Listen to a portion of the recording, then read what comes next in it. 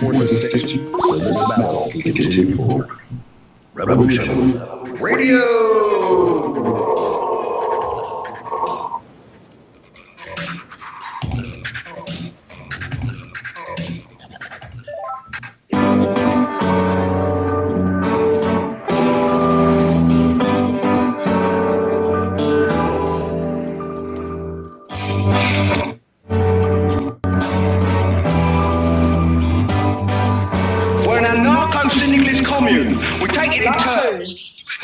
Executive officer for the week, yes. But all the decisions of that officer have to be ratified in a special bi-weekly meeting, yes, I see, by a simple majority in the case of purely internal affairs, be quiet, but by a 2/3 majority in the case of being quiet. I order you to be quiet. Look, you stupid bastard, you've got no arms left.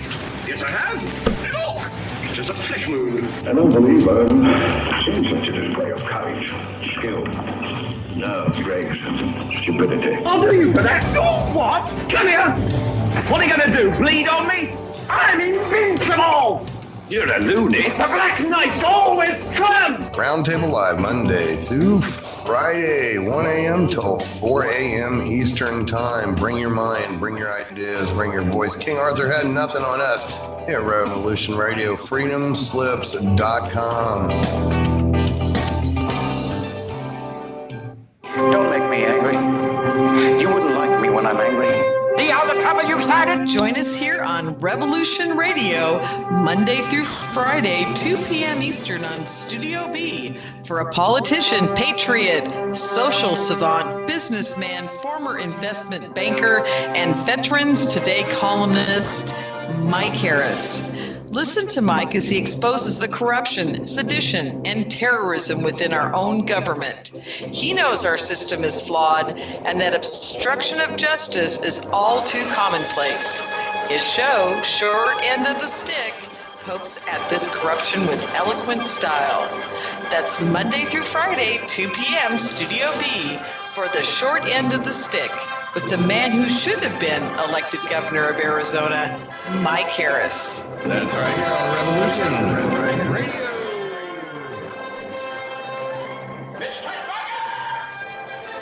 The opinions expressed on this radio station, its programs, and its website by the hosts, guests, and call-in listeners or chatters are solely the opinions of the original source who expressed them. They do not necessarily represent the opinions of Revolution Radio and freedomslips.com, its staff, or affiliates. You're listening to Revolution Radio, freedomslips.com, 100% listener-supported radio, and now we return you to your host.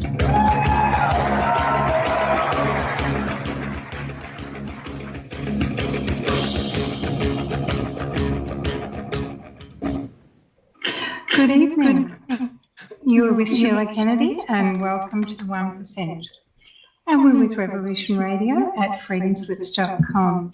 And it gives me great pleasure to join you this evening. And we're here in Australia and we're the 6th of April, 2017. And we've got a bit of reverberation, sorry, so hopefully it's going to calm down. So it's 6 p.m. or just after. We've just finished daylight saving here in Australia, so we're back to our normal 6 to 8 p.m. time slot. And they finished in the US last week, I think. So that threw us out an hour as well. So we're back to our normal time frame. So welcome to the 1%. And this evening we're going to be doing the first Thursday of the month with last week's show of the last Thursday of the month because we weren't able to actually host it. So welcome again, as I said, and especially to my co-host Sharon Ann Rowland of Oddities E-Club magazine and also the amazing author of the Crystal Channelers series. I keep reminding her I'm waiting for the next book, so I'll just drop that one in while I'm at it. Every time, Sheila. And I've got a skeleton. Every time, I keep reminding you, it's all good. I have a skeleton plot line. Together as well as, sorry, Sharon? I have a skeleton plot line, so you may get it sooner than you expect. That sounds pretty good to me.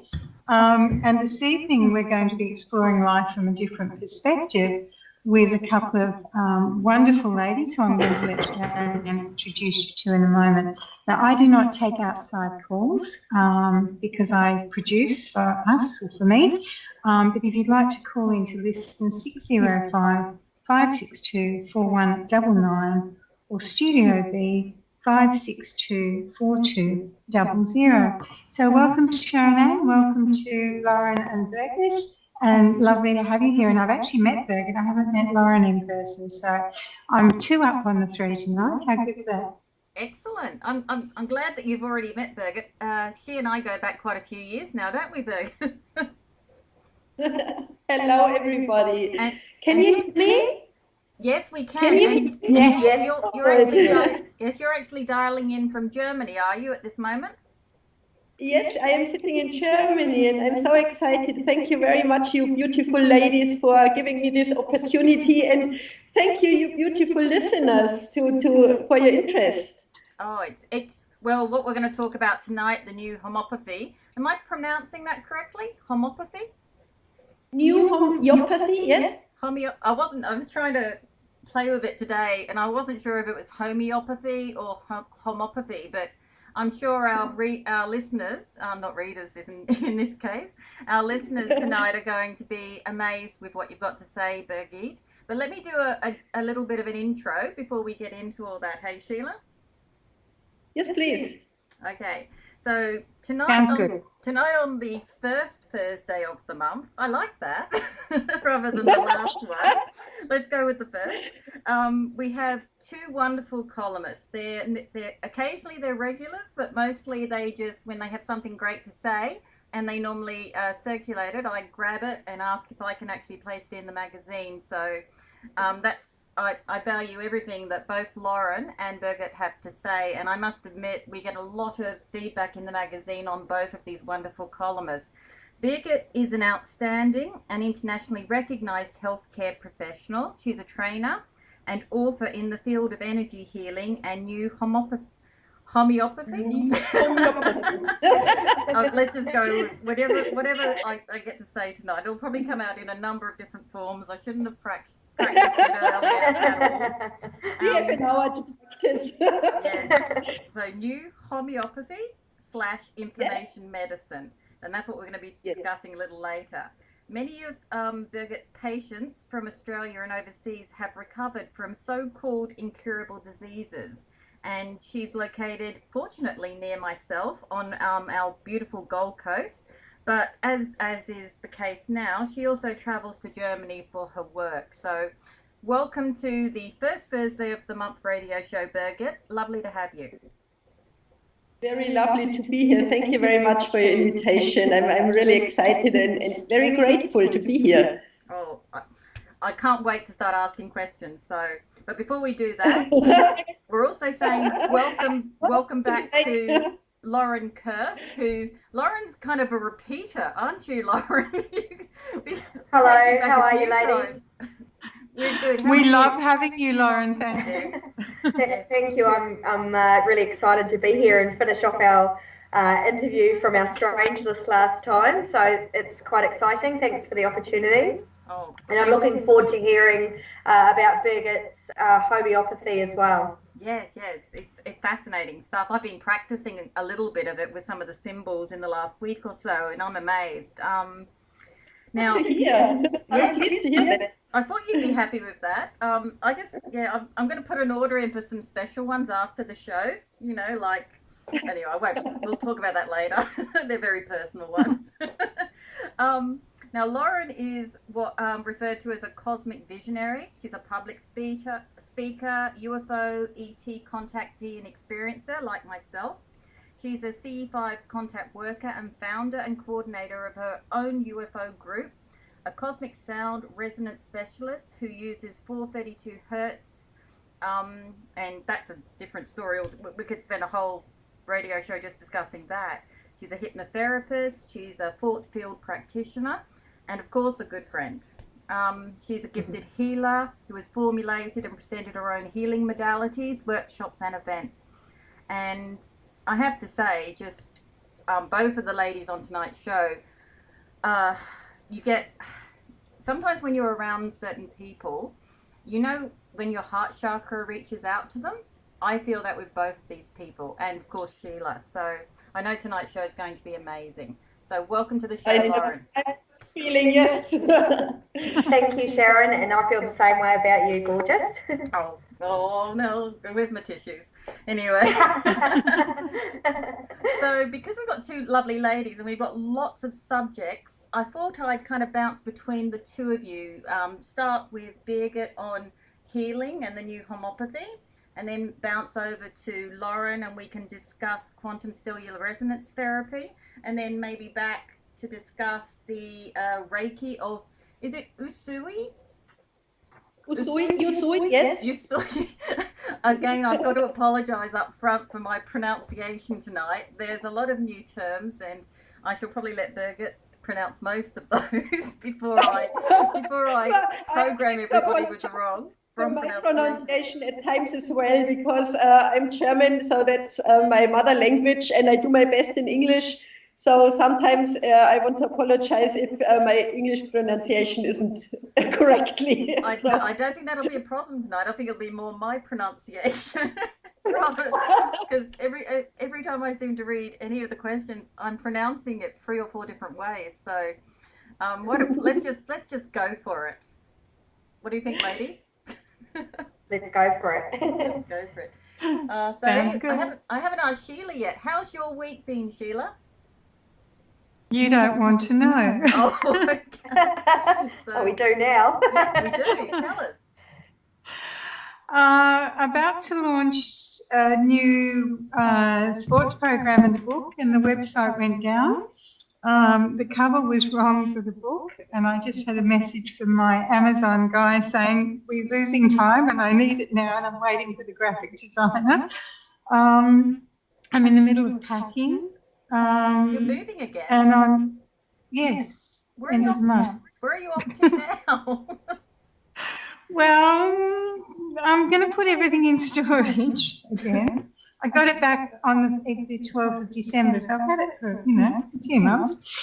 And I was going to the US, but I'm not sure now in June. That may change. And then whether I go to the US or not, I will be looking at moving down to the southwest coast.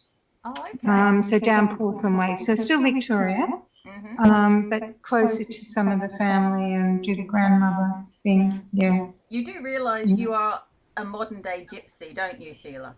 Well, this will be move number 90, I think. I know you're a modern day traveller. Seriously. Is there a state you haven't lived in yet? In Australia alone? Yeah, I haven't lived in South Australia and I haven't lived in the Northern Territory. Too hot? And I have visited South Australia. I haven't lived there. Oh, well, you'll have to change that. I just might, yeah, you never know. So yes, it's been a fun week, and I was writing a meditation last night that's part of a program a friend of mine's got happening on the 24th. And I was so spacey, I ended up going to bed. So it's been an energetic week, shall we say? Oh, it sounds like you need a rest. Things happening. So, well, maybe tonight's topic is just what you need.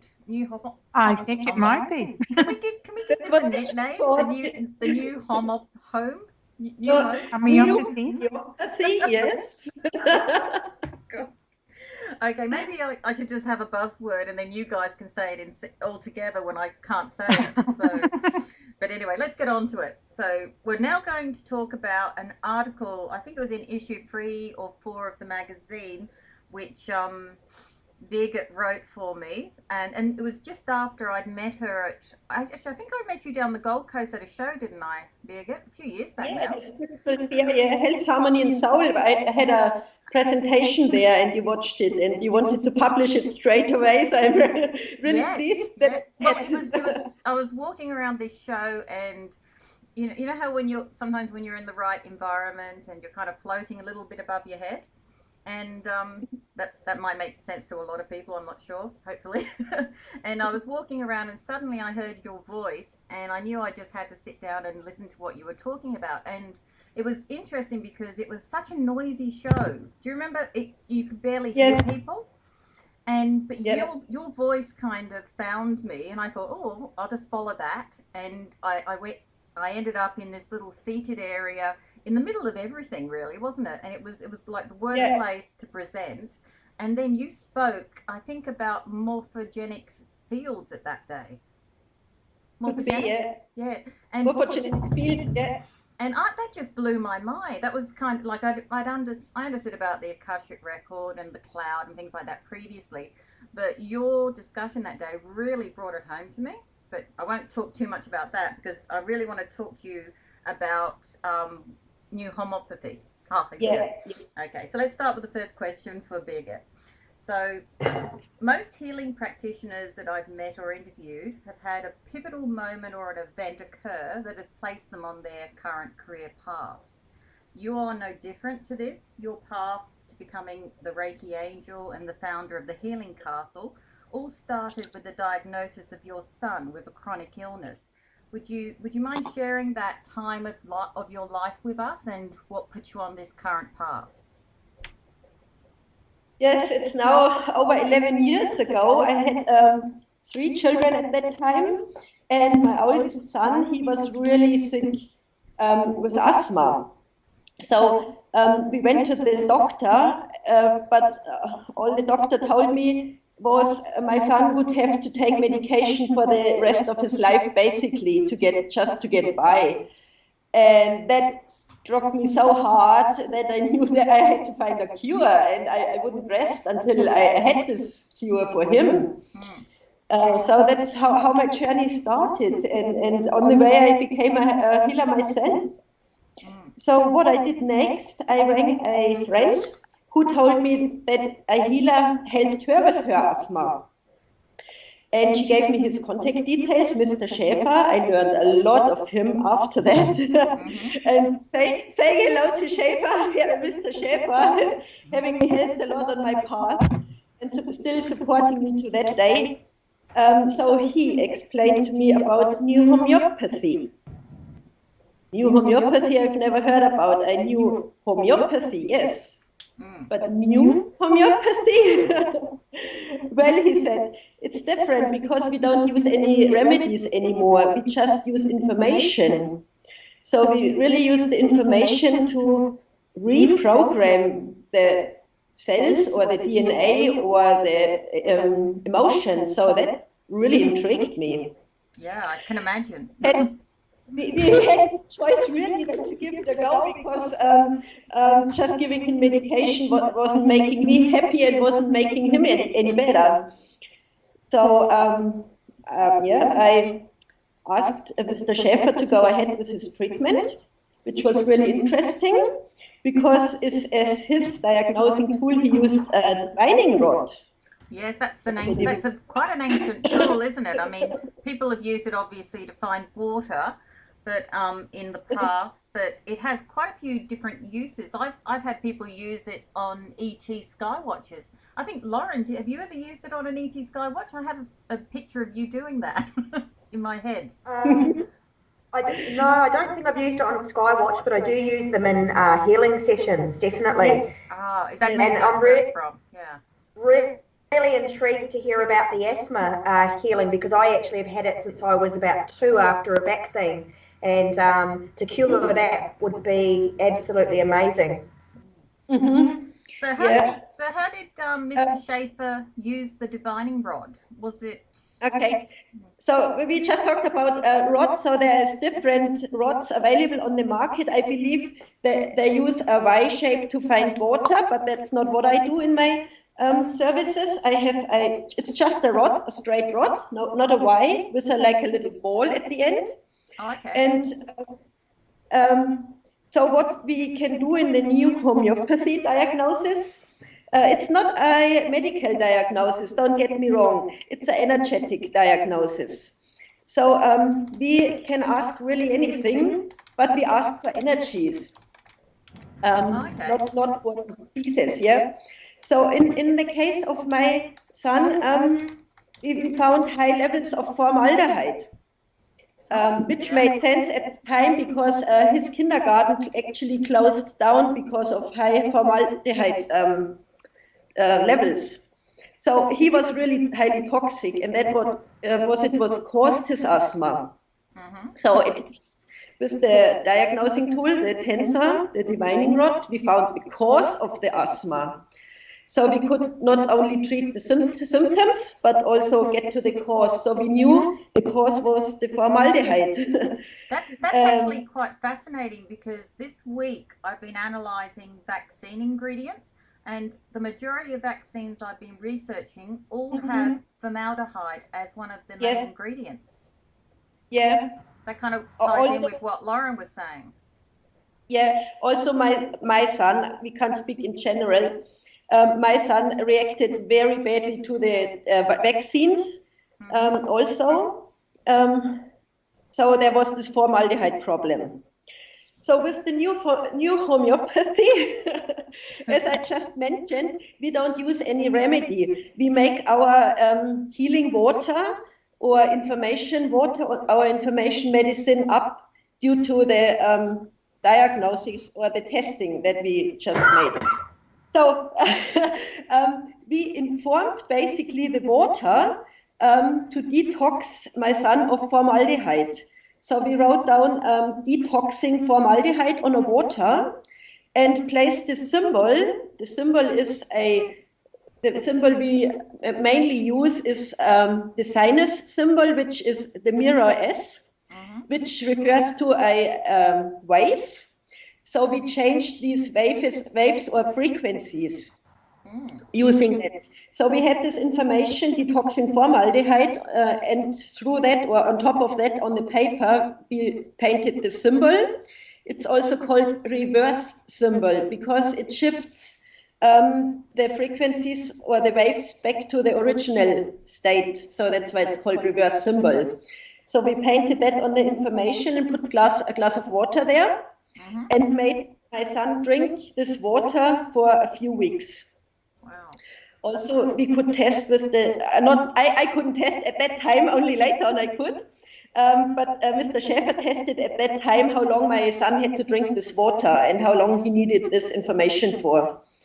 So my son drank this water every day and really, you can say, reprogrammed his body to let go of this formaldehyde. And it must have worked because the asthma healed within a few weeks completely to that day 11 years later. So that was just so amazing. And yeah, it was really, really convincing to me to go ahead with this modality. Well, I know this week you sent me a healing symbol because I was having a few aches and pains, and basically what I've been doing is whenever I filled up my water glass, I've just rested it on top of the symbol and left it there for a few minutes. And then I've been drinking the water and then putting it back on the symbol. Had to do a lot of symbols because they get wet a lot. So probably if you're a newbie like me, I would suggest that you get a little bit of like plastic or something and put it over the symbol and then you drink on top. So that won't happen. Laminate I know what you're referring to. Yeah, so basically, if you that's what I've been doing for the last, I think you sent me that symbol about 5 days ago, and I'm getting out of bed now with a bit more of a spring. So yeah, I'm that's why I want some more symbols now. I think I'm going to become a symbol junkie, Birgit, and just send you a whole list of things that's wrong, and you just give me a symbol for it. I'll be drinking a lot of water between now and next time we talk. That's good. It can also lead to a detoxing process, so it's very important to drink lots of water beside I call it programmed water. But Sharon, thank you very much for sharing your personal experience. So I may share our listeners. I gave you that a plastic symbol, so that's really simple. Well, I thought that was it's interesting that this new homeopathy works that way, because there was a gentleman who Lauren will know this. Is it Masaru Emoto who used to Masaru Emoto, Dr. Masaru. Right. And he used to talk to water, and so I know the fact water, and he actually proved that if you talked harshly or said unkind words to water, the crystals didn't form in a unified way. Whereas if you said things like "I love you" to the water, the crystals, when they were frozen, actually had beautiful patterns in them. So, and considering that our bodies are made up, I think it's like 95% water, and any water going into the system, you know, that you would drink. And so by placing it on the symbol and then drinking it, that made a lot of sense to me, whereas to a lot of people that might sound like hooey. But if you've actually done some research with the water crystals, it makes complete sense. Don't you think, Laura? Absolutely. I actually use symbols to program my DNA elixirs to help people with their awakening process and for healing different things. And we actually use the flower of life on our water all the time. It's great. Cool. Yes. I did get some stickers at a show once, and I had them on a few water bottles for my daughters. And at the time, I just thought they were pretty, but now I'm starting to wonder if they had other kind of benefits. So, but anyway, back to the new homeopathy. What a lot of listeners will want to know about is the science that backs up this healing modality. Can you tell us a little bit more about the scientific side of all of this? Yes, with pleasure. So Erich Körbler, he was an Austrian electrical engineer actually, who discovered and developed that modality. I must emphasize developed, because native people for thousands of years have really used symbols on their body to improve their healing process. But like he did actually research, and because he was an electrical engineer, he actually measured the magnetic impulses on the symbols and the effects on the people. And so Mr. Erich Körbler, in the 80s, he mainly did this work. He worked very closely together with a physicist, Mr. König, which is translated to Mr. King. So those two scientists worked together, doing research on the effects, electromagnetic effects of symbols. So Mr. Erich Körbler found out, when he just drew a simple line on a paper, just with a pen, that he was able to measure the electromagnetic energy or impulses that would create. And then he thought, well, if you can just with a simple line on a paper can change these impulses, you should really also have an effect when you paint it on the body. So they started painting symbols on the body, especially the lines, just simple lines, and the sign symbol I previously referred to. And you paint these symbols on the body. They work locally, and they have a very big impact. When you have any alignment, like pain, or even if you have wounds, you can paint not directly in the wound, but around the wound you can paint it. Or if you have mosquito bites, any disturbances, you can, or upset stomach, you can paint this sinus symbol. So that's the mirror S, onto that area directly also. I'm going to try that. I've got a whole list of new things I want you to give me a symbol for now. I don't know about you ladies, but there's a lot of stuff I can do. It's we don't use terribly lot of symbols in the new homeopathy. We use as I mentioned, the sinus symbol. We use the plus because that makes it positive, and we use the Y that brings in the energy, or brings in the power, the healing power, or to support your energies. So that's basically the main symbols we use. And because we don't treat symptoms, but we treat people and energies, we don't need more symbols.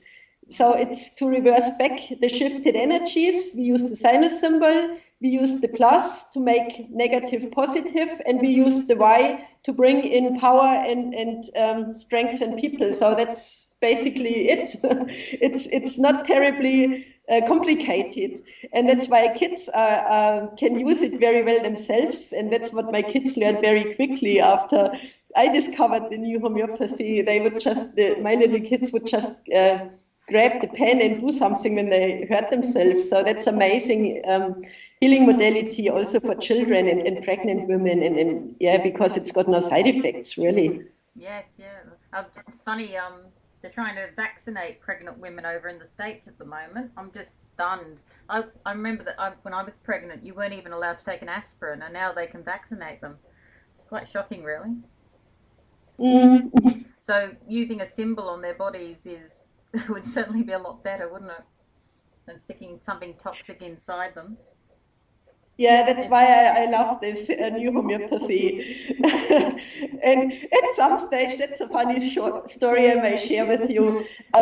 When we got really into the symbol painting after the experience with my asthma son who cured completely. And so my kids, now I have 4, they just grew up with the knowledge of the symbol healing, and we really for years we haven't been to the doctor because we don't get sick anymore. we can now we know how to heal ourselves. What do you actually use to do the symbols on your body? Do you use some form of paint, or is it? Yeah, just a pen, preferably mostly a green pen. Mm-hmm. Yeah. Like so my daughter, back to my quick story, my daughter had a headache, and I thought, oh, I'm tired, I just give her Panadol, she'll be fine. And after that, she went to my mom actually and complained badly about me, her mother, not giving her a symbol, but just a Panadol. So you went the pharmaceutical. Trying to give her a Panadol instead of a symbol. So that's funny. Yeah, no, that's good. So a green kind of a felt pen, or just any kind of pen? It doesn't really matter. You can really use any kind of pen, just watch your clothing. There is available on the market UV pens, so you can only see them in the UV light. They have got a little UV lamp on it, so you can actually check what you have painted, because sometimes you need to paint on your face or so. When you have got a cold, you can paint diagonal 5 lines on your nose to help with the flu. And stop the running nose. It's actually quite helpful. Please remember that, all your listeners out there, and try it out when you have a cold next time. So it's 5 diagonal lines on the nose, both sides. And for that, for example, a UV pen is very helpful, because then you can still go out and no one laughs about you. That sounds great, actually. I didn't know you get those. So I think I'm definitely going to be going shopping. I'd probably have to go to an art shop for something like that, would you? Yeah. Somewhere special. Just one possibility I want to put out there, because that's very helpful too. When you have got a very sore throat, you can paint 5 horizontal lines on your throat directly. 5 horizontal lines on your throat painted. That it incredibly helps directly for the sore throat. Well, I know what I'm doing next time I get a cold. Hopefully I'll be buying a pen beforehand, though, or I'll, it's you interesting. can go to my website and have more information on that. You know what, they always say everything old is new again. I'm just wondering if this symbolized healing process, if it's the rudimentary beginning of things like tattoos, and how most native Inuit people have they all seem to have markings on their body, or they tattoo themselves, or they have rituals like the Aboriginal people in Australia with when they paint the ochre on them. I'm just wondering if you know, what you're explaining is just a really, it's called the new homopathy, but maybe it's just really, really old homopathy, and we just The old track, yes. And also when Erich Körbler was doing his research in the 90s, then they found a more than 5,000-year-old mummy in a dead body in the Alps. So, and it was discovered that this dead body, over 5,000 years old, very well, help me with the word, it hasn't fallen apart. So they could see that this dead body, 5,000 years old, had also paintings on the body areas where he had arthritis. And it was really interesting because it just confirmed what Erich Körbler just had researched. So it came to full circle really with this found and more evidence. But going back to the scientific proof of that, Erich Körbler also was an acupuncturist, so he was very familiar with the meridian system. And he also worked out a concept how to paint and where to paint these symbols onto the meridian system to balance that. So that's also a part of the new homeopathy. So we do three things basically: paint the symbols directly on the area that's affected locally, or we paint symbols on the body on the meridian system, or we program water to drink it. So that's, yeah, basically it. Sounds amazing. So how can symbols used in the new homeopathy bring light into cells for healthy cell regeneration? I mean, that is the process you're describing, isn't it? Yes. So there's another scientist, biophysicist. His name is Dr. Fritz Albert Popp. He did research on biophotons. So he could prove that the light emission of the body is an expression of the state of the health, basically. And he said that the cells or the body sends out light and also receives light from outside. And this is how we communicate with the outer world, or how our cells communicate with the outer world. And painting the symbols on the body acts like an antenna. So the light from outside, which always is in communication with our inner light, can travel and exchange information. And because Dr. Popp found that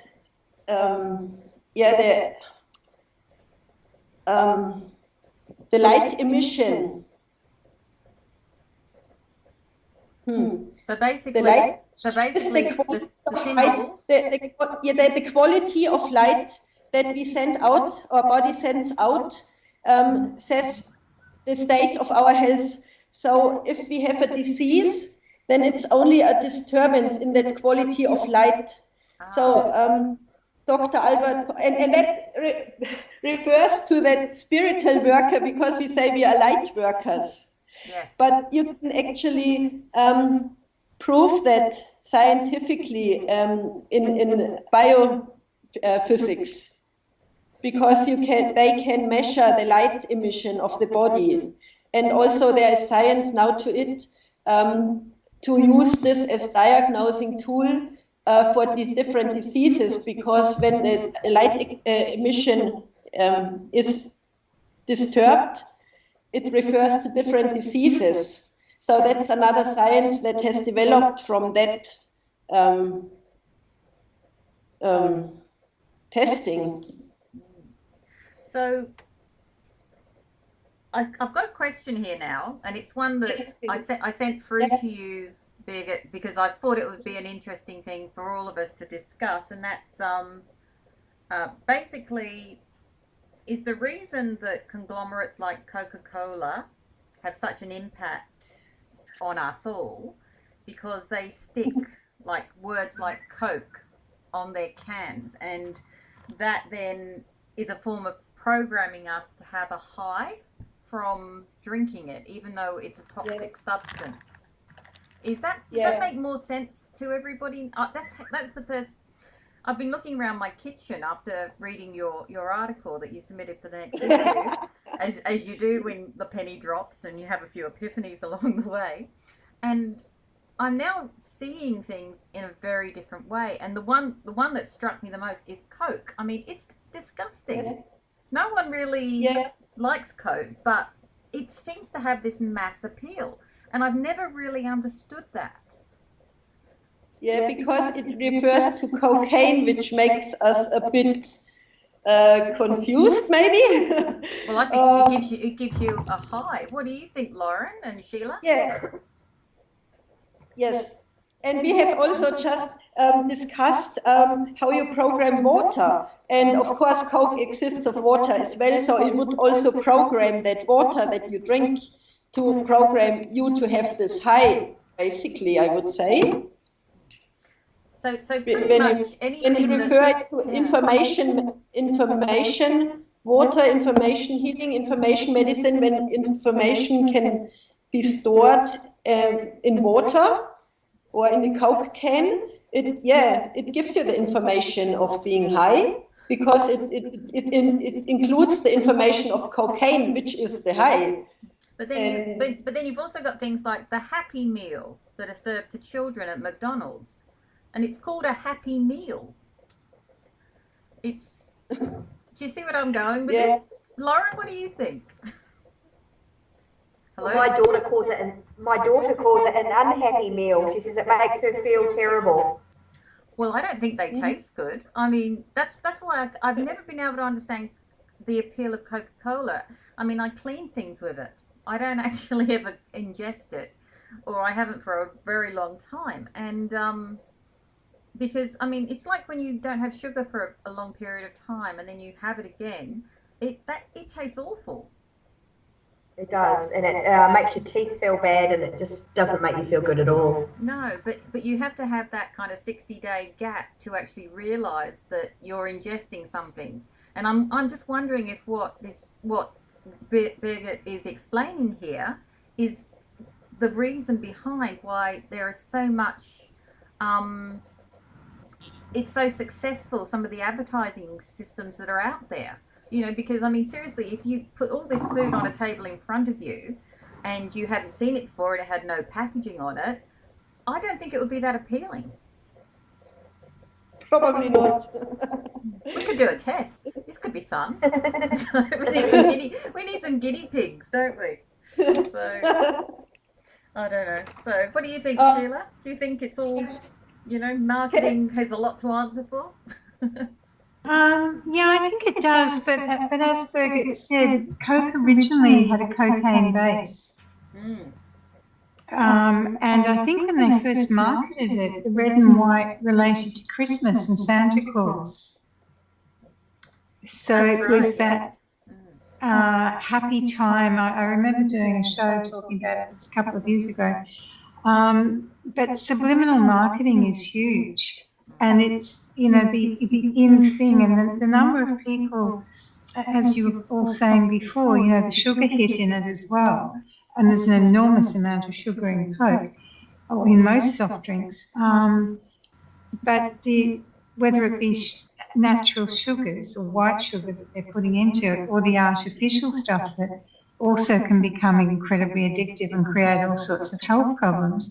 But people do get that hit from it because you're getting that sugar high, and then of course when that sugar high wears off, you drop down really low. So they're looking for another hit again. So that's the obsession to keep going back and having it. But then the number of people, and including in my own family, I frown about artificial sweeteners and so on, and they just go, yeah, whatever, that's just mum. But there was information out in the late 90s about the effects of soldiers during the Gulf War, where diet drinks or drinks in general, but especially diet drinks, were dropped in very high temperatures and then made really cold, And then when your body absorbs that drink, it's got to heat it up to body temperature. So your formaldehyde, again, your formic acid, basically, and the enormous effects that can have. So it's not that people do not know. I think it's more they're programmed or indoctrinated that, this is what we should have because it's the in thing to be seen with. And especially with the Coke cans where they're putting people's names on them as well. Yes, I that's exactly what I thought too, because a few years ago they did. You could pick up your own can of Coke with your own name on it. I look back now and I'm seeing a lot of different advertising campaigns which I think have jumped on this new homeopathy kind of concept, but most of us are unaware that it was actually happening at the time. It's like subliminal advertising. It's really wrong. I think it's wrong. What do you guys think? I think it's kind of like a fraud has been taken place. Is it just me? It's been around for a long time. Yes, and the whole advertising industry and the whole marketing thing is. It's never sat right with me anyway. But it's an industry which is. I just feel like it's taken advantage of something if this is the case, or. I suppose if I was more monetary, materialistic, I'd think good on them, clever of them to have done this. But I suppose from where I sit these days, all I think is I'm horrified that they've taken something which is supposed to be a healing modality and used it for evil. Is that a bit too strong? No, not at all. And if we look at some of the things that have been done, and I've talked about this for a very long time, some of the big names that, mothers trust for, skin care and baby care and things like that. And I remember reading years ago and being told years ago that one of them had a shampoo that babies didn't cry. It actually had a local anaesthetic in it to freeze the eye when you wash their hair. And that's why they didn't cry. I won't mention their name on air, but I think they've just had to pay out a lot of money. So everyone will probably know who I'm talking about. They have a very big building in Sydney in St. Leonard's. Is that the one? I'm not sure, but they've been around for a long time. They're around when my kids were little.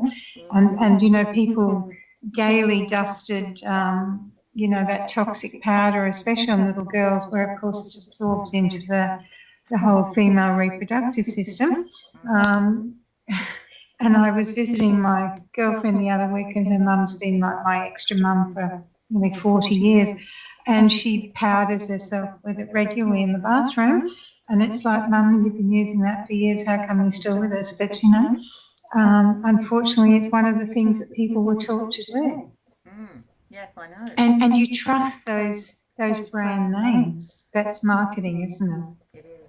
Well, look, before we go to the break, I'll see if I can get a couple of questions in for Lauren. I would like to round this up before we stop with the new homeopathy, to bring it a bit to the conclusion. I just wanted to say, to sum this up a bit, the use of the new homeopathy, and that's why I really see it as the new healing modality, where we are heading, because it's got no limits. We can really program or bring any information in that we like. So we can use it for physical ailments, as I just mentioned, but we can also use it to address traumas. Or we can, and that's huge. That's really great because we can even address viruses. So instead of the formaldehyde, we could even write down to release a virus. And this is absolutely incredible healing modality, because you can actually address viruses, and the use would be just amazing if the knowledge went out there and it got used more. So that's very important for me to say. We talked about the toxins, also funguses, so you can really address anything, emotions, mental illnesses. There's no limits to it, and that's why it's so important to get this knowledge out about the new homeopathy, after Erich Körbler. Thank you. And look, if I'm going to put into the chat room shortly the address for the Healing Castle. So if you wish to go and check that out, that's Birgit. That's a new website, isn't it? The Healing Castle. Yeah, you can either find me on the Reiki Angel or Healing Castle Australia. And with the Healing Castle Australia, I also want to quickly mention before we go to the break. That I started a not-for-profit company, Heavenly Help for Kids. And with this company, I'm raising funds for kids, energy healing treatments. So for kids who can't afford or whose parents can't afford the energy healing treatments, I believe they should not miss out. And I know how illness can cause financial hardship in families. That's why I started this company, Heavenly Help for Kids. So check out this website as well, how you could either get in contact with me or support your child, support other children. And even you could say, if there's parents out there who really want to help their children, like I did my son just now, 11 years ago, get in contact with me, please. And even if you have no money at all, don't let yourself put back because of the money. Just get in contact with me. And in the Heavenly Help for Kids, you could even set up your own charity account and raise funds for your own children's treatments, which could also be carried out over distance, so you don't need to be in Germany or Australia. There's always ways I hope I can really address parents now and their children with this show. Thank you. Thanks, Birgit. Okay, so Lauren, you had a nice nap? You ready to get into it? It's been fascinating to listen to. Excellent. I knew you wouldn't be bored. So not at all. And we'll come back a little later to Birgit to talk about the Reiki of Usui. Let's not talk about pronunciation. Now, Lauren, in issue 6 of the magazine, you wrote an amazing article on quantum cellular resonance therapy. Now, before we go to the break, could you give the listeners and Sheila and Birgit and I an understanding of what you mean by that? Sure. Quantum cellular resonance has recently evolved, and I have created a 2-day workshop called A Shift in Consciousness, which I am actually running my first workshop with it this Saturday and Sunday. Cool. And I've created a holistic workshop. I use a few different techniques. I'm trained in the reprogramming of the subconscious mind. So we go through things that you've been through from conception to 7, and they tend to formulate your programming in life and how you react to the world. And people get a clearer view of why they do the things that they do and where that pattern comes from. And then I use a system called thought field therapy, which is tapping points on the body that are aligned with the Chinese meridian system. And thought field therapy acts as like a delete button for emotions based on your thoughts, because your thoughts create your reality and back up the subconscious programs. I also use sound healing in the session and in the workshop. I just in the workshop use sound to restructure the geometry and which is like the symbols of the cells, and I also use it to help people connect to the unified field of the universe, or like the God mind. And I've created a set of sacred geometry cards with the symbols on them to teach people how to use it in meditation. Hey, I just had them printed. I'm really excited about them. Yeah, I can't wait to play with them. Yeah. You know, I'm sitting here and I'm thinking, why the hell haven't you and Birgit got together? You would be amazing as a healing modality. You do the sound side versus, the resonance side, and the symbology and the water. You could really heal people, like seriously. I was actually, I was listening to Birgit and seeing all the similarities with the homeopathy, because in the workshop, I have my DNA elixirs, which are a frequency resonance put into water. So they're taking on the symbols, and I use sound in that, and I use the symbols to program the water molecules with different things. So that's really exciting. And I also use doTERRA oils, which I do sell them as well. I'm a consultant, and I put the 3 sacred geometry symbols on the oils as well. So it turns into a holistic symbol of mind, body, spirit, and unified physics. It's all sort of rolled into one. I teach people crystal gridding, which the crystals are programmed to kind of like the water, to create a sacred space and a safe, clearing energy space for people to do their inner journey work, which is really cool. That sounds amazing. If you ever need a guinea pig, I'm here. I can travel. I have crystals and travel. Well, I did think about I saw your invitation to come and what do you call it? Come to the Skywatch and then write about it in your magazine. Well, I was going to invite you to my next workshop to come along and participate in that, and then you could write about that as well. Oh yeah, that'd be awesome. So I wasn't sure. Oh, we're off to the break. Okay, we'll be back shortly, everyone. And if you can just mute your microphones, ladies, until we come back on. Thanks, Sharon Ann. Thanks, Lauren. Thanks, Birgit. I'll see you soon.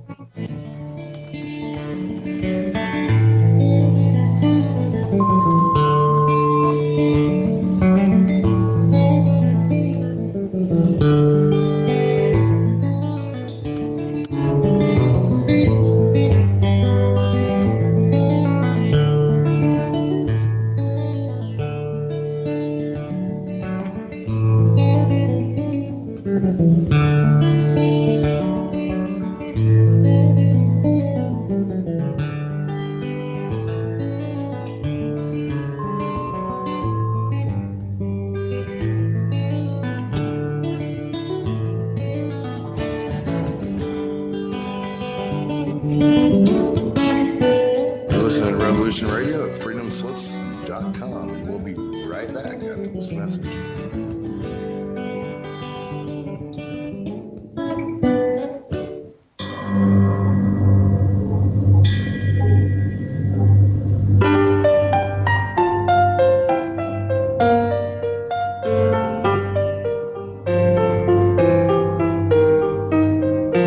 Did you ever feel that things were not quite right?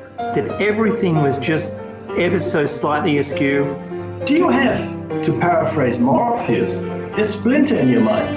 If you're interested in hearing the latest information about UFOs, the paranormal, ancient cultures and structures, monatomic elements, longevity, fantastic discoveries in science, downloaded to your brain, then tune into us. Hi, I'm Dave. And I'm Mackie. And we are Shiny Side Out, Sundays 2 to 4 a.m. Eastern. See you then. Revolution Radio, freedomslips.com. You don't need to expect us. We're already here.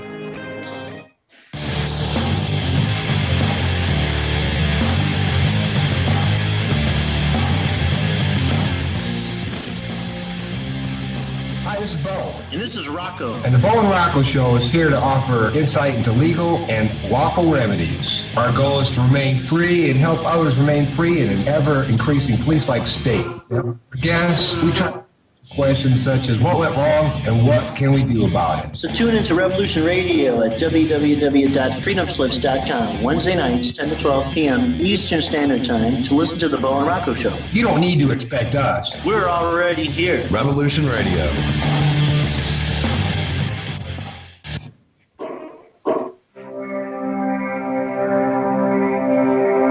Oscar's freeze. That's your cerebral cortex looking for an answer it doesn't have. See? Even your brain knows you're screwed. God is filling with adrenaline right now. Whether you know it or not. Your heart's beating fast. It's getting a little harder to breathe. The neurobiological system is telling it to run. But your knees are too weak to move. Fear is not real. The only place that fear can exist is in our thoughts of the future. It is a product of our imagination, causing us to fear things that do not at present and may not ever exist. That is near insanity. Do not misunderstand me. Danger is very real, but fear is a choice. We are all telling ourselves a story. You're listening to Revolution Radio at freedomslips.com. 100% listener-supported radio. Reporting to danger. Unafraid. Right here, where information never sleeps. Revolution Radio!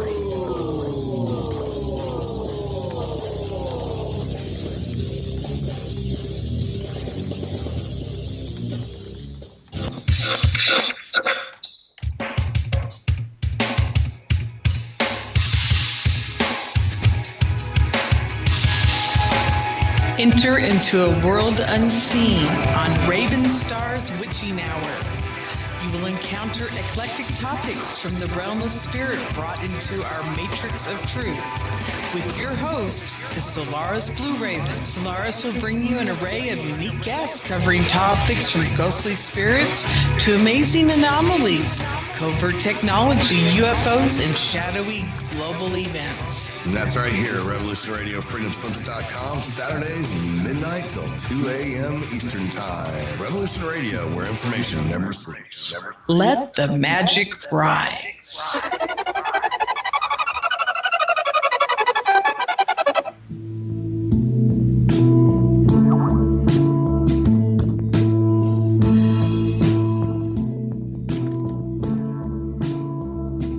Is your data safe? Do you have the necessary information to assist you in confidently living through just about any survival situation? Is survival and gardening, off-grid living, medical knowledge, or even natural or man-made EMPs on your list of personal concerns? Do you have your documents and your personal information in a safe place in your hands where you know where it is? Well, check out our preloaded EMP-proof thumb drive. Over 3 gigs of survival documents and how-tos, plus the USDA offline food preservation website, and much, much more, including a surprise bonus we just can't tell you about here. With plenty of room left over to store your most important documents. Imagine if a megavirus or computer failure took out your bank, or all the banks for that matter. Are your banking records safe in your hands? So when they get things fixed and repaired, you can say, hey, look, this is what I had. You have it, I want it back. Is your personal data safe? Family records, addresses, phone numbers? Well, squeeze on over to freedomslips.com. Yes, that's www.freedomslips.com. Click the banner on the homepage for the EMP-proof bullet drive to get the full scoop of everything that we offer. So, folks, keep your data safe for your peace of mind. Revolution Radio, freedomslips.com. You don't need to expect us. We're already here.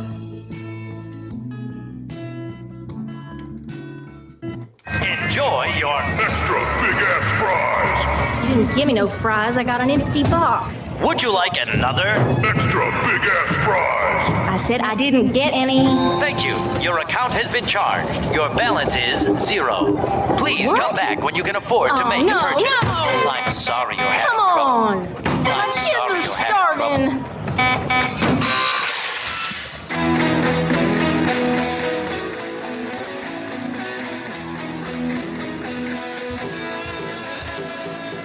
Thank you for tuning in to Revolution Radio. Here at Revolution Radio, we believe in freedom of ideas, freedom of speech, but above all, we believe in freedom of existence through self-reliance. This station is 100% listener-supported, and as a fundraising promotion, I have a kick-ass free gift for a $100 donation. 35,000 seeds. 25 years in the freezer. Long-term storable, 54 different varieties. So if food prices go crazy, the shit hits the fan, or if you just want to save tons of money every year by creating your own food like I do, grab our seed pack special. Just look for the banner on the homepage at freedomslips.com. Don't be a statistic. Don't be part of the problem. be part of the solution. We need, as humans, to start taking care of ourselves and not depending on the megacorps to provide unhealthy, nasty food. Included in this package is also a DVD with 900 survival and off-grid living documents and the offline home canning, how to do everything website, all on the DVD. So when you're growing all that food, you know how to can it, store it, preserve it, etc. with all these documents. So thank you for tuning in to Revolution Radio at freedomslips.com. I hope that you will pick up this package and start learning to be free. Revolution Radio, freedomslips.com, where information never sleeps and freedom is one seed that needs to be planted.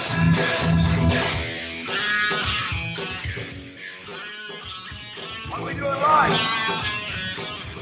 It goes in eternity.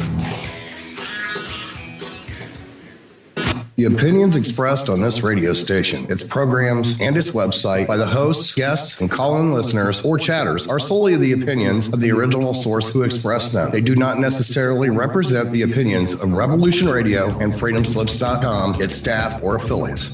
You're listening to Revolution Radio, freedomslips.com, 100% listener-supported radio, and now we return you to your host.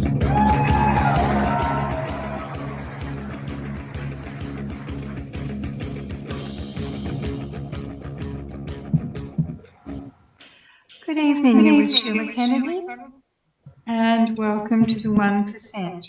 And we're having our last Thursday of the month on the first Thursday of the month, so I hope you've been enjoying the first hour and are able to stay around for the second hour.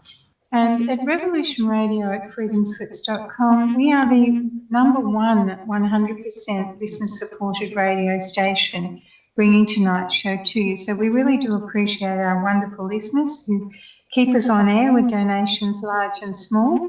And we have a donate button on the main website at freedomslips.com. We also have one in the chat room, so you can grab a name or a handle for yourself and join, have a chat to some amazing people from around the world.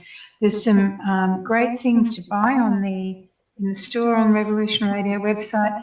And we also have my favourite thing, which is the archives.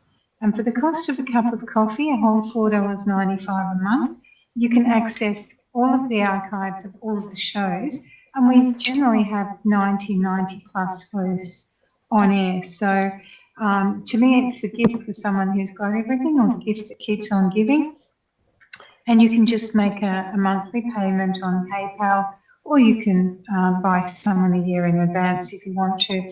So I just find it's one of the great things for me to be able to give someone a gift that I know they're going to get a lot of enjoyment out of.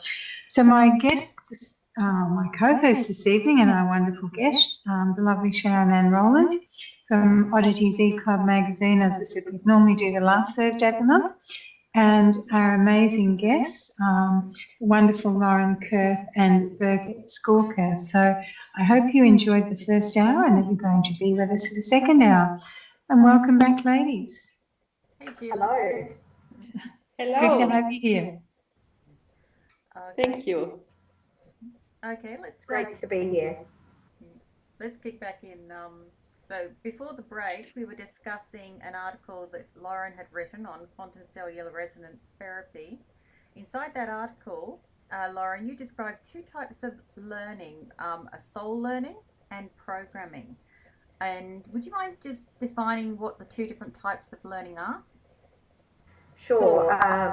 The soul learning, to me, and my understanding, is the set of lessons we've come to learn from in life. And they actually tie into our programmed learning. So we come in with our parents and our siblings and peers, and we learn from them and get our programming in early childhood. And they will relate to the soul's learning. So we're talking about perhaps things that may have happened to you when you were young that might have been somewhat traumatic or dysfunctional, and they will be the things that you come in to learn from. So with quantum cellular resonance, that's the programming that we look into with our subconscious mind, and we work out what sort of things the soul has perhaps come in to learn from and how we can do that. Right. So obviously we can reprogram our subconscious minds. And Yeah. why would we want to do that? What would be the benefit of actually reprogramming that? For trauma? Okay. To overcome Sure, trauma, so- I mean, not to have trauma. Overcome trauma. Yes, we can reprogram the subconscious mind through a few of the other things that I teach in the workshop and in the private sessions. Is about observing yourself, how you feel and what you're thinking, and actually observing some of the unconscious chatter that you say to yourself and the things that you say to yourself that you're unaware of. When you start being more aware and observing yourself, you start to see that if you've had negative experiences, just as an example, if you were told you weren't good enough as a child or something like that affected you, you may have that inner self-talk. So through being aware of yourself and your inner chatter and how you react, how you feel to different situations when you're triggered, you can work out what it is inside you that needs to change. And we can change that through awareness, through deep breathing, and through positive self-talk. So we have to reprogram the way we think and the way we talk to ourselves.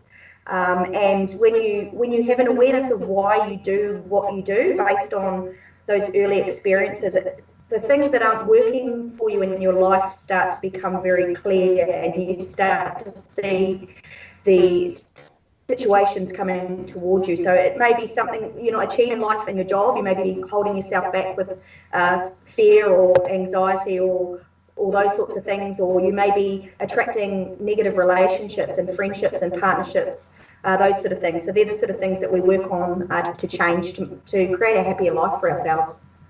Sounds good. I could do a bit of that as well. So I think we all can. So you were fortunate enough to spend some time with the wonderful Nassim Haramein of the Unified Field Theory fame, and he is of course a quantum physicist. Would you mind telling us about that time in your life and imagine how wonderful it was to be in his presence?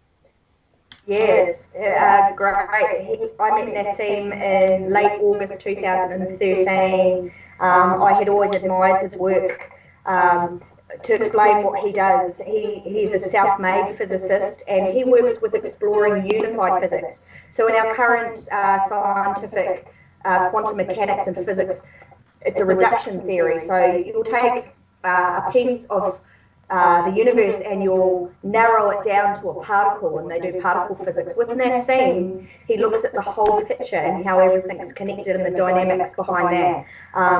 Now, I was invited to visit Nassim and see him speak over a couple of nights on the Gold Coast, and it was actually my guides, my ET guides, that had suggested I go there. I had some downloads between 2012 and 2013 where these symbols came through to me that are part of a shift in consciousness and quantum cellular resonance. And I was shown how the symbols connect us with the unified field all around us, and also what's happening inside every little proton of our cells in our body. And my guide said that if I go along and listen to this man, I would actually get the deeper understanding of the science behind it, of the physics. So I went along, and lo and behold, I'm sitting there listening to this amazing man, and he is explaining in very simple detail, so that everyone can understand it, what I was actually given in my downloads, and how that actually works. Nassim was amazing. He has the biggest heart presence I've ever seen, and I was very fortunate to have a wee chat with him afterwards and told him about my downloads, and actually activated my cells, how I draw from the field, and he could feel it from me. So that was really, really exciting. Oh, I bet. So yeah. How does this all play into the study you've done on thought field therapy, or it's short for TFT now? That's the tapping one, is it? It is the tapping. Yeah. Well, I use the symbols and the unified field information in a meditation to activate our cells, and it also helps us release some of the programming. So when we get the programming, when we we tune into ourselves and we resonate ourselves and we draw more photon light from the field all around us. It's a way of tapping into our own inner wisdom and also raising our frequency to a level that we can release these things. So once we have resonated ourselves and we've tapped into the subconscious and we've got some of the programs out, I then use thought field therapy to do the tapping to release the emotions based on the thoughts around that. So that takes all the sting out of it, really, a lot of the trauma, so that you can look at your experiences as lessons and a little bit more objectively. And it also, because thought field therapy with tapping on the meridians, it changes the blood molecules in the body. It was created by a doctor called Dr. Callahan, and he actually did scientific studies with taking samples of blood before and after the tapping to see the changes. These changes in the blood, they call it roguing when you're in a stress, normally take the body 2 weeks or so after a traumatic event, or if it was something that was triggering in you, that would be drawing that negative emotion, which creates negative hormones and neuropeptides in the brain. So thought field therapy actually corrects that problem in about 2 to 3 minutes, so it's really, really quite powerful. And that allows you to be able to look at yourself objectively without too much pain, and it allows you to go deeper into what your issues are without the need for blame. It can be difficult work because we are looking at our early programs which come from our beautiful families, and we don't ever want to be doing the work from a place of judgment or blame. It's really just about analysing what your issues are, what your programs are, and we use those techniques to release it. So that's how I use the two together. Yeah. Wow, I just want to do this now. I think between yourself and Birgit, give me 6 months with just the two of you working on me. I think I'd be bloody perfect at the end of it. So. Yeah, I just felt like blown away by listening to you, Laura. That's amazing. Really intrigued. Now, stress is something that everybody has to deal with. Everyone that has a job deals with stress, and I know I was a project worker, an IT project worker for a number of years, and in the end it was stress that really got to me, and you really cannot function at the same level of stress over a long period of time without your body kind of shutting down.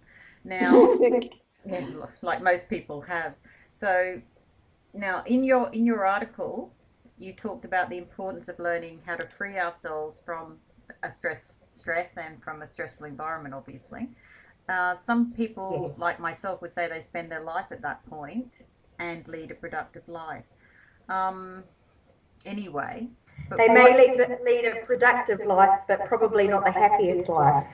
Exactly, yeah, and that was going to be my question. I said, what is it? What is it that, pretty much everybody wants, which is happiness. They want to, and I know that it took me a while after leaving my work, leaving work and starting on my true passion, which is writing in the magazine, for me to actually realise that, sometimes the body and stress is a sign that you need that change.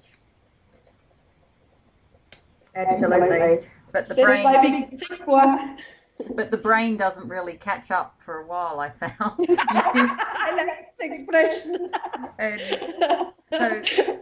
so we know it's important to free ourselves of that, and obviously treatments like the thought field therapy help people deal with stress as well, do they? It's not just a way of healing, but it's also a way of coping. Is that something that you'd recommend, Lauren, to somebody who had to still stay at that level of stress? Absolutely. It is. It's used for many things. So we have complex trauma, which is usually about the trauma that we've been through when we're younger. There's a stress reduction. There's an addiction protocol. People, when I read Dr. Callahan's book, people had got off heroin with this. Cigarette smoking, any sort of addiction. It works with phobias, fears, anger, rage, depression, anxiety, a whole level of things. The reason I put it into a holistic program is when you're stressed, and especially if someone's triggering you. So as an example, you've got a boss that is overbearing and dominant and is stressing you out all the time. You actually fire, based on that programming, a neuropeptide in the brain or a hormone out of a gland, and that is an instant switch for a reaction. So when you've done the tapping, and the boss and their behaviour is most likely related to something from that early childhood, and you've come in and you've chosen, you've drawn into you these experiences or people to bring this problem to your awareness, because that's part of the soul's learning. So the tapping definitely, but the observation and breath work is key, because when you do this deep breathing exercise into your belly, it's actually like a tantric breathing. It can actually stop those chemicals firing in the brain. And over time, with practice, you shut the neuro pathway down. And with the positive self-talk about yourself, which would be the opposite of the way the boss is treating you, you actually build up a new neuro pathway and you start to fire positive chemicals. And there's a process to that. I call it an adoption process, where you, if you can't think of anything happy about the situation, you adopt a happy memory. So you visualize and feel the emotion to actually trigger the hormones in the body to open a new neuro pathway, something happier. So over a period of time, for myself, I very rarely tap anymore. If I've got stress or chaos happening around me, and I'm fully aware that that's what's going on, the breathing alone is enough to stop the stress, and I don't get triggered.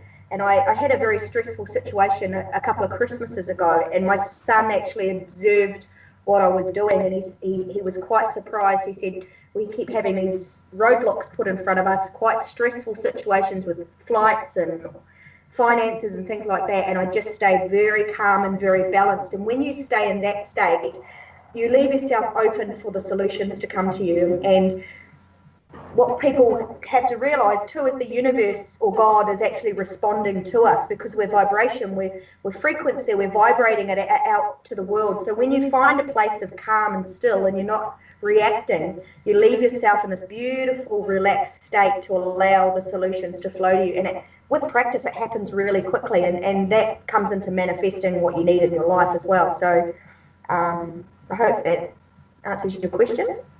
Yep, no, that's spot on. Now, obviously, I thought that was beautifully explained. Thank you very much. Thank you. You've both done a brilliant job tonight. We can talk on for hours. Yes, yeah, we could. Now, obviously, you're sensitive to energy, personal energy from another person as well, Lauren, as well as just general energy, the world energy, yes. I call it that. Yes. This is a personal question, because I had a sound therapy session with you in 2015, yes. And at the end of the session, you came up to me and you said, Sharon, what the hell was going on with your brain? It was like the Energizer Bunny being in the group. And that's how my brain works. It runs at 1,000,000 miles an hour, and it's very difficult for me to kind of slow down. And that particular day, the show that I was at, I was actually doing a review of, and I had to interview someone a little bit later. So my brain was going through all the potential questions I could ask them. I just want to know, I sat there, well, I lay there, and I had crystals on me, and I was serene looking, but you still picked up on something. What the hell did you pick up on? What did I give away? What was it that how did you pick it up that I was still, not serene? Sure. Okay, well, it comes down to what I call a personal gift. It is when you're in control of your own energy, that's for sure. Where my frequency, my body works as a receiver as such, without taking on people's things. I have a process to not take on anyone else's energy. But when I'm playing the sound bowls, they resonate, and they actually resonate back and forth. And when I'm playing a bowl and I'm focusing, even in a group session, I go around and focus on each person individually and then as a group. And the sound of the bowl actually reverberates back to me, and I can tell by the sound where there's imbalance. And so then when I tune into that person and I use the sound frequency between the bowls, the person and my body, I get a sense of where that is. And that happens in every group that I'm at. I can tell who's got back pain, who's got this pain, got that pain. So it works really, really well in a personal session because there's only the two of us in tune. So that's how that happens. I'm actually listening and feeling the sound waves that are reverberating out of the crystal alchemy bowl and back off the person and back to me and the bowl. And the bowl itself, because they're crystals and crystals hold, they have their own spirit or energy about them. They make frequency and sound too, and I can tell when a person's clear and what's going on there. So was I the only Energizer Bunny in the room? No, but you were the loudest. Yeah, I had a feeling. So, okay, so I'm a novice. You know, I do listen to the binaural beats, and I do at night. I sleep to certain theta sounds and that. However, I am a novice at this. But if you were giving advice to ways for people like myself to get into sound resonance therapy, or how to surround ourselves with some positive resonance, what would you suggest, Lauren? What would be a first step for a newbie? Okay, well, first thing would be to research what it is you need. So the sound waves or the brain waves that you're talking about are the different states of consciousness actually that we're in our waking state, meditative state, focused state and sleep, and different states of sleep as far as deep REM sleep for healing of the body and things like that. So when your brain is vibrating at the right frequency, your body again can make the right chemicals, such as the chemicals that make you go into deep sleep. So if you're having insomnia, you should research which healing frequency is great for insomnia. If you just want deep relaxation, if you want more focus in your life, you can listen to any one of those, the theta, beta, all of those brain waves that you're talking about. Trust your intuition. There usually will be something that stands out to you as well. I always find for myself when I'm researching for sound, have a listen and see how it feels. Now, you got drawn into sound and resonance back in 2010. What happened to you at that time? Okay, I was having, in 2007, I had my physical encounter with an extraterrestrial being, and they started communicating or downloading to me what it is that I should look into for what they wanted to teach me. And so sound kept coming up across my radar, sound healing, and I always knew music was healing because you could get up in the morning and listen to a song and it changes your mood. And so I actually just asked the universe to point me in the right direction when it came to sound, and within 3 days I was invited to a singing bowl performance. And when I laid in that performance, I had quite a profound experience where my guides joined me, and it was like a blissful sound bath for my whole body and a massage for every cell inside my body. So I went home and did some research about sound and went and sourced myself my first set of crystal quartz bowls and brought a set and started working with them from there. And from there, that's when I started to realise that I was feeling with the frequency what was wrong with people. So during a session, I'd know which bowl to play and for how long and when a person was balanced. And about a year and a half ago, I upgraded, and now I'm using gemstone bowls. So I have emerald and moldavite and a few other things, and they just add an extra resonance to the bowls as well. Oh, fabulous. I can't wait to see those, because I think I've only seen your quartz ones. Was it quartz? Yeah, the new ones are amazing. They're a much lighter frequency. So to me, the frequency is almost like the homeopathy, because it is really the sound information that's going into the cells, and it works on the water molecules just like homeopathy, where you're changing the geometric structure that's created with sound, just like in somatic healing. So the bowl itself, I use something similar. I put water in them for a client, and sometimes I'll put stickers on them with the words like homeopathy, so that that frequency can be vibrated into the body as well. And they can take a little bottle of the water away as an elixir to take to enhance the healing once they've gone home. Oh, that's a brilliant idea. Yeah. So yes, you two definitely need to get together offline and work. I'd love to. I also use them for planetary healing. Sometimes 3 or 4 times a year I like to fill my main bowl with water and program the water for awakening and healing of humanity. And then I go and put it into one of the dams that flow out into everyone's drinking water, so that it actually structures all of the water molecules and flows on out into the ocean. Oh, that's... Yeah, we've got to do that. Yes. The earth needs us to do that. Maybe and also listeners can do. Yeah. Also, at that point, I really want to reach out to the listeners, how they can contribute healing the earth and the water. Like, as you mentioned before, Lauren, we use the flower of life symbol, and listeners out there could just put a glass of water on the flower of life or the plus symbol and then pour it into our water systems, and that would help really the earth a lot. Yeah. Absolutely. And I print out a flower of life symbol and I just laminate it, and then you can stick your glass on top of that. So that's a solution for you, Sharon. I actually have a laminator. So all I need now is a lot of symbols for weight loss, for long luscious hair, for what else have I got? What did you want earlier on the chat? Oh, I wanted to look younger.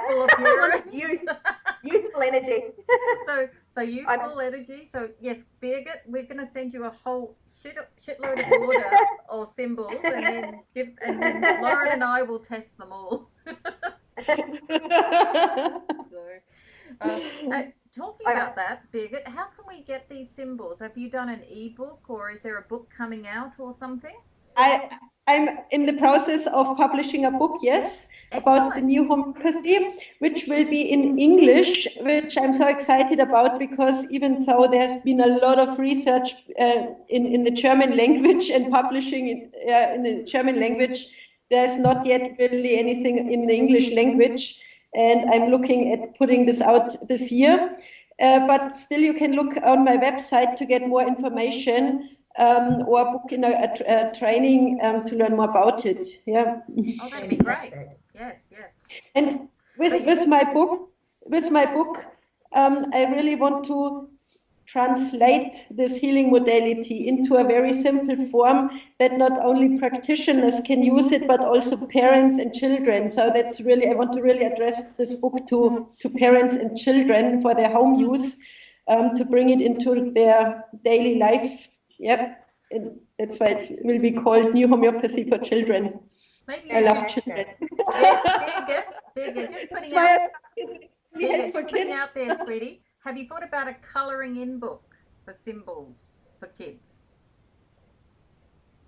There's not much to colour in when you have a line. Oh, is it just a line? Maybe. Keep it simple, Sharon. Sorry, I was thinking outside. Actually a good idea to maybe have kids can do that. Everybody can do it. Paint on a paper, like paint yourself. It doesn't matter if you're a good artist or not. Can be just lines, a line person, or a good drawing of yourself, or even a picture. And then they can color it in with the symbols where they need it on the picture. And that would go via the morphogenetic field and heal them. So yeah, that's another technique actually where we can use the new homeopathy through distant healing or through pictures. Yeah, I will explain that in my book. Thank you very much. Good. That sounds fabulous. So Lauren, you obviously you hold a number of workshops. What's coming up next? You said there's one just a week away or 2 weeks away? No. This Saturday and Sunday actually is my new launch of a shift in consciousness. Mm-hmm. And I'm booking in to do one at the end of June as well, so in 2 months' time. I've also got a Skywatch and my first official Skywatch training coming up on the 29th of April at the end of the month. Yes, I know that one. Put together. Yeah, I've put together a 2-hour training. I go into the geometry again in this one because it's part of the meditation for skywatching now is to resonate the cells so that we can have a higher frequency directly for contact. And I also teach about what's in the sky, about all the satellites, what we're likely to see, what planes look like, helicopters, all of the things, so that we, in sky watching and the UFO work that we do, we can have a lot more discernment. Because for me, at a Skywatch, something has to actually be showing signs of intelligent control or communication to be a UFO. So I've got that coming up, and in a couple of months' time, I haven't actually booked a date. I'm going to have an Earth Healing Day. We're actually going to join as a group and do the water work and down by a river, where we'll do a day of meditation, symbol work, and programming the water to facilitate an earth healing. That sounds amazing. Maybe we should invite Birgit. I'm Rebecca in May, actually. Oh, wonderful. That's good timing. So now, obviously, Lauren, you're an advocate for self-learning because you have a list of certificates, and you know, it's too much to actually to reiterate here. What research advice would you give to somebody interested in ufology, sound therapy, and any of the healing modalities? Okay. Well, the healing modalities, my website's being updated at the moment, laurenmkurth.com. You can find out about the healing modalities there, or I always welcome people to call me and have a chat, because I really like to connect with people. The UFO research,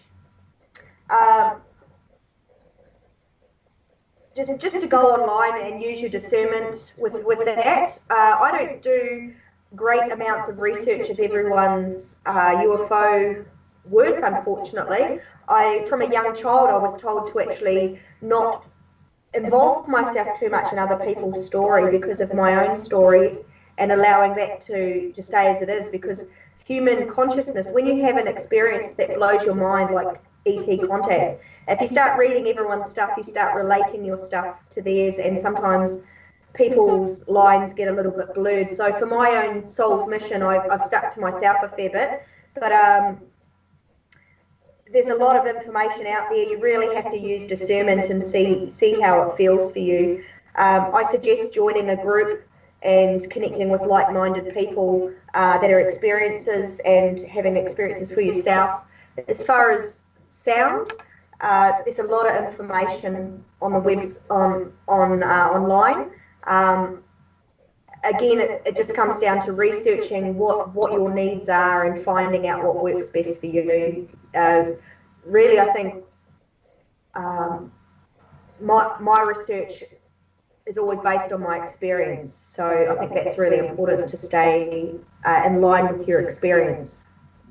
I'm actually checking out Dr. Greer's visit. I'm on your website at the moment, and it's bringing back a lot of great memories. That was the night I had my first grey experience. Wow, yeah, August 2013. I actually met him and Nassim Haramein within about 9 days of each other. Wow, that was a powerful fortnight, wasn't it? It certainly was. Yeah. Oh, well, the website looks great. I'm going to go. I didn't realise you'd updated it, so I'm going to go and have a look through that a little bit later. I'm actually on the Reiki Angel one too, Birgit. Have you done a bit of work on this as well? It looks good. Thank you very much. It's always in progress. Yes, as they are. Well, you'll be both happy to know we've updated the magazine website too. So you should go and check it out. It's very swish. I think it's swish looking now. It's very, you know, I thought it was time to give it a bit of an upgrade. So you're both on there in the columnist section. So you should make sure that everything's up to date. Now, let's get back to Birgit. Now, you're called the Reiki Angel for a reason, but a lot of people don't actually understand what Reiki is or what it's about. So perhaps we could start with a brief explanation to the listeners of what Reiki is.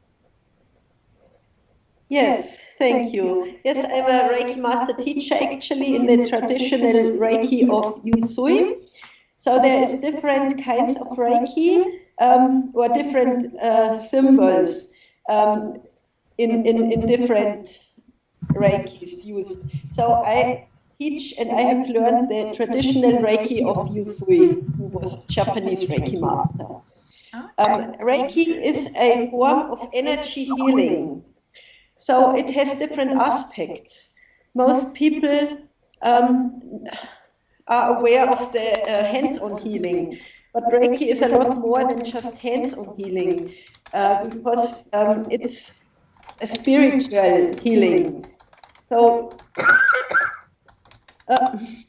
we can also use Reiki for distant healing. So we tap into that morphogenetic field and make changes there in the energy field, and that affects people that are far away.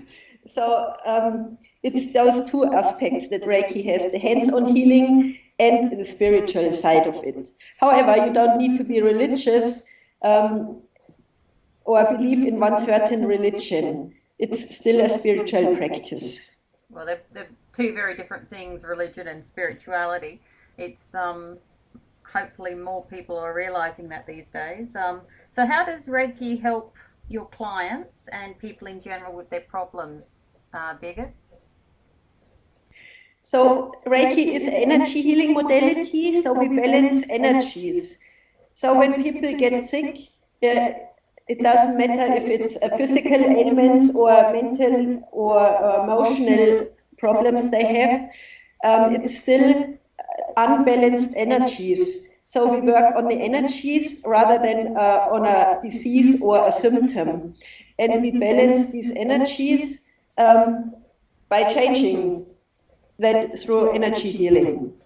So for example, okay. Yeah. Okay, so you don't actually physically touch, you deal, basically Reiki, if I'm remembering correctly, is you manipulate the energy around the body, you don't actually make physical contact. Is that true? We don't need to make physical contact, no.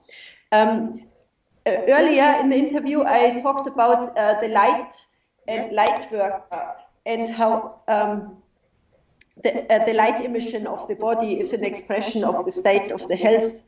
So what we do as Reiki practitioners, we change or improve the quality of the light for the people.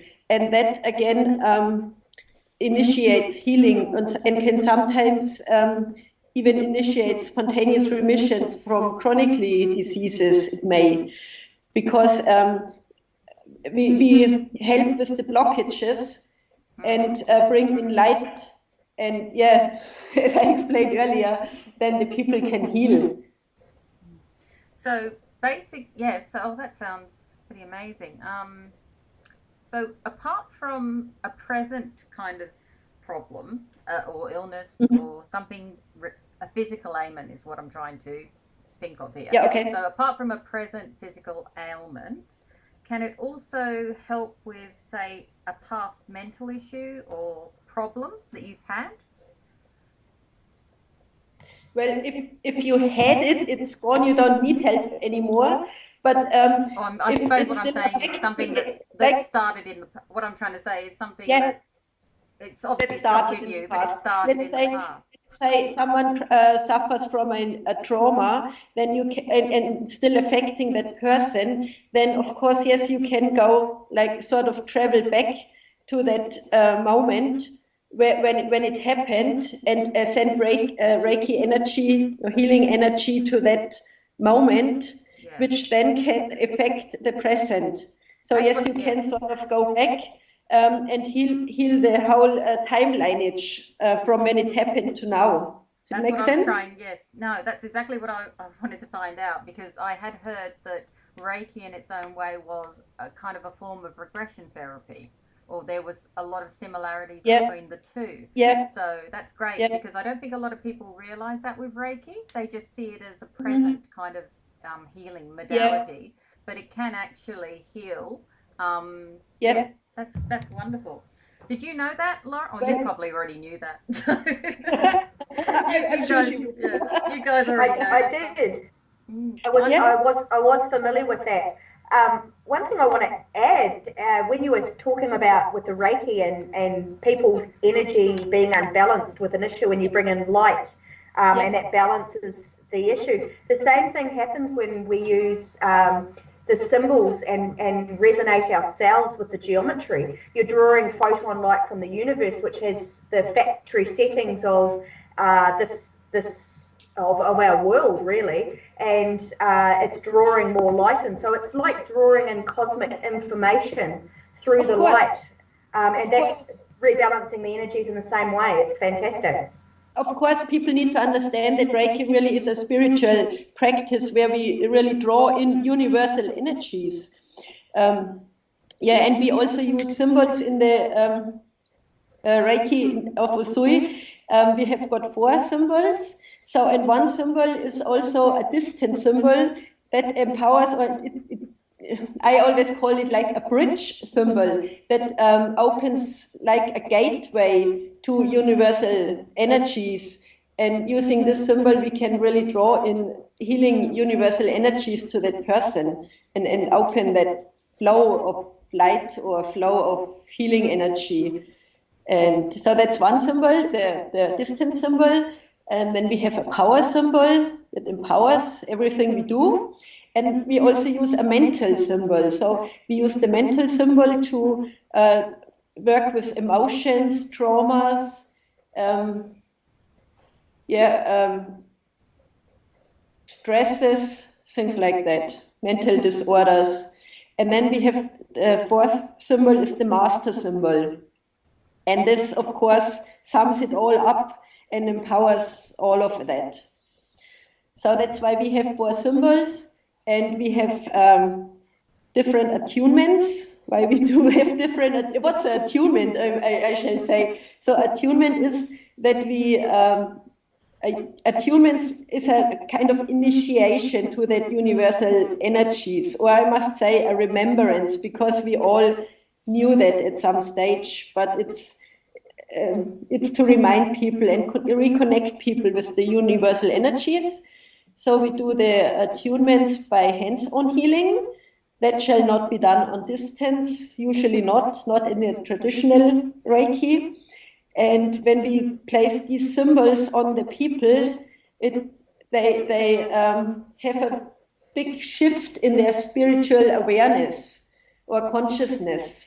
And it also helps them to detox either toxins or emotional disturbances.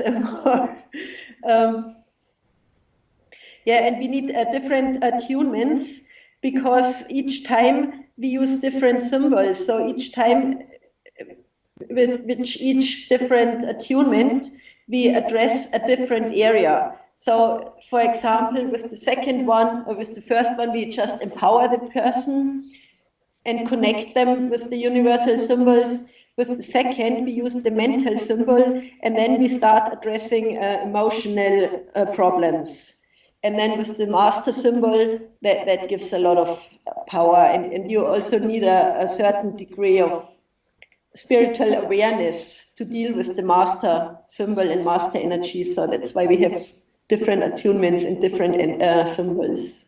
So when you're talking Reiki symbology and you're talking new homeopathy symbology, and when Lauren is talking about the symbol she uses in her healing, is it all the same label? But we're all are you basically? Is it just labeling? Are you all using the same symbols, but because they're all different modalities?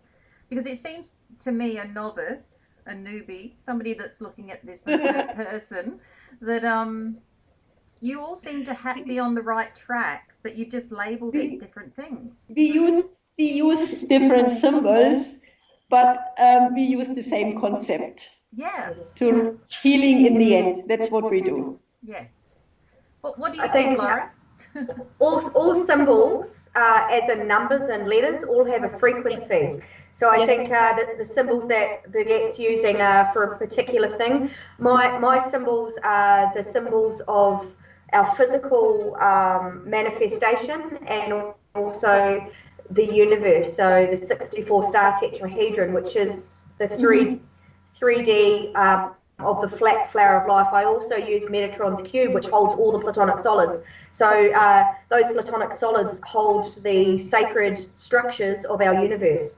Metatron's cube is actually, I place into the Taurus energy field, and it moves as a flat symbol like a cog on a clock, and I place that there to actually help communicate with different energies. So it could be earth energies, plants, animals, people, beings, and that also can create different geometry to work with interdimensional beings or connect with ETs or whatever it is that we're working with. So very similar in the way that they all have their own frequency for different things. Cool. Yeah, and they open a gateway. And I'm not a good artist, I must admit, but I was just guided to paint this cube, the Metatron's cube, and the geometry to open these gateways. And I'm so intrigued that you now mentioned that. So it all comes together. Yes. Science and all our personal experience and all the healers, it's all one. And when we get back to this oneness, that's really what we want to achieve. And I think at least today in this interview, we are on a good way to get a step further into that oneness and healing. So I'm so happy today, really. So if you think about am I. Sorry. Although our modalities are different, they're very much the same as well, which is wonderful. And you're 100% correct. Metatron's cube is the gateway. And it does open up like a portal of energy to connect with different symbols. And you'll see at my Skywatch, Sharon, I actually have a huge, it's probably about 1 meter in diameter, Metatron's cube that I had painted. It was the sign of my UFO center that I used to have. And that sits as the centerpiece for the Skywatch. And I have a smaller one that I charge crystals on, I charge all my elixirs on, and I hold one at home. And it's also a protector as well. So it protects frequency to stop other energies cutting in like a link into the human. It keeps the energy clear and protected while you're in the gateway. It's pretty awesome. Yeah. Sorry. In the next issue of the magazine, Lauren, there's a gentleman who actually makes life-size sacred geometry structures like the Metatron, the tetrahedron, and it's an amazing article. His name's Patrick White, and basically he uses them as healing devices as well, and you sit on a chair inside them, and it's just, I'll send you a link as soon as I finished it, because it's just amazing. So the sacred geometry. I was also thinking before, Birgit, all of these, if you were to flatten out the sacred geometry symbols, they are just a series of lines, just like yours. And circles, lines and circles. This is what we need. But you can, but Birgit, you can colour in Lauren's. You can, yes. So that's the only. Well, if they're flattened with 2D rather than 3D. So yeah, and you're right. The Aussie SETI, is it Oz SETI? Oz SETI. Symbology is exactly that. That's a tetrahedron, isn't it? It's I don't actually run under the Aussie SETI name anymore. Okay. I've just branded myself as Lauren M. Kurth to stick with my own. But yeah, it is a Metatron's cube. The flat 1D of Metatron's cube has always been my symbol. And it's interesting what you're saying about sitting inside the sacred geometry, because I've got a bit of a project that I've just started, and I'm actually having amazing copper pyramids made to the 52-degree angle.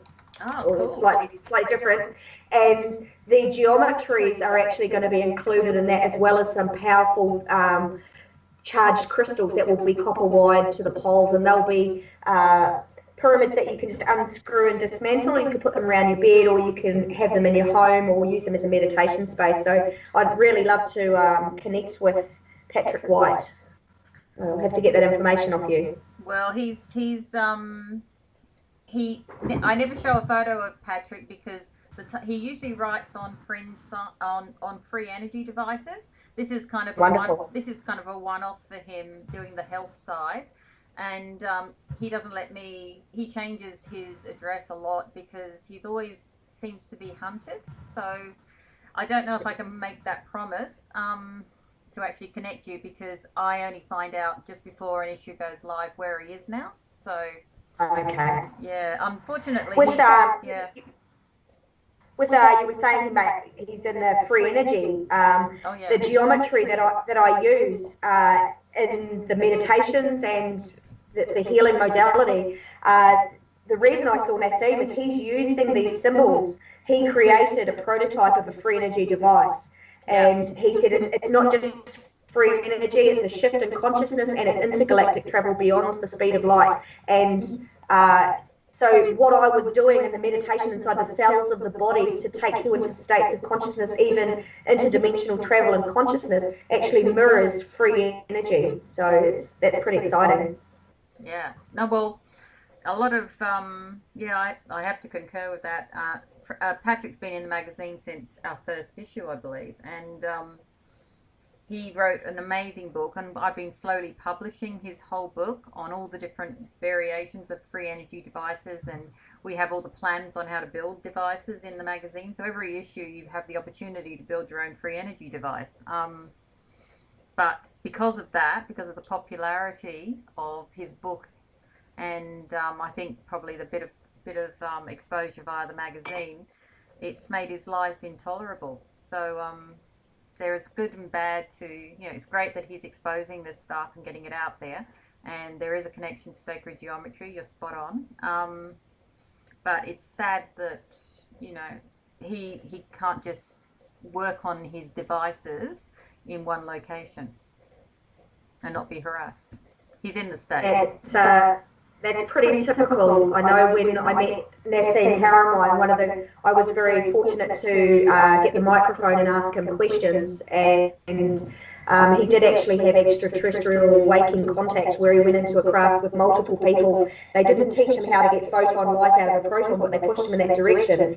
And one of the questions I asked him was, why are you still alive? Because the powers that be and the oil companies and gas companies, they don't particularly want us to step away from fossil fuels, because that's a lot of money down the drain. And he actually said he had insiders that could see where humanity was going and wanted this information out there. And he spent over 6 years trying to get patents so it can't be shut down like every other free energy device that's ever been created. So good luck to Patrick. Yeah, good luck. Thank you, ladies. Thank you. We're out of time, guys. Thank you so much. I've taken lots of notes. And it's been lovely having Sharon Ann Rowland, Lauren Kurth, and Birgit Skorka. And I'll be back again next week with Welcome to 1%. This is Sheila.